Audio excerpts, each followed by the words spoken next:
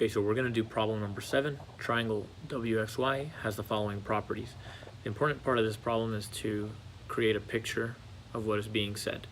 So here's my picture, WXY. So I've labeled 14 degrees for angle W.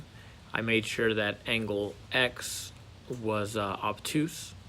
I made sure that the side opposite W is 7, and I also made sure that the side opposite of X is 9. All right, so we can't directly find question mark with the law of sines, but we can find angle Y with the law of sines. So basically this is the setup for the law of sines.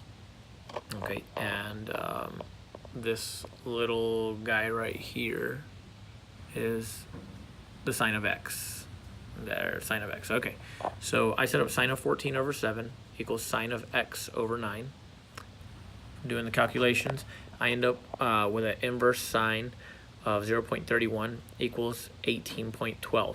Right, now when I find this inverse, I get 18.12 degrees, but if we look at angle X, there's no way that it's 18.12 degrees. So that's why it specified that angle X had to be obtuse.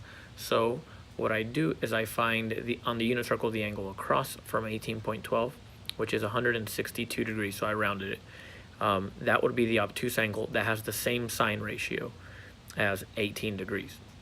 Okay, so I have now decided that that's 162 degrees. Now if I know that that's 162 and that this is 14, then I can also find this angle.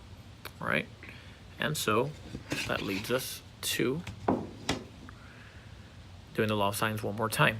All right, so I found that missing angle is 4 degrees, so I set up the law of sines one more time. And after I solve for the missing side, I end up with 2.03, so there was some rounding error. The correct answer is B, 2.08.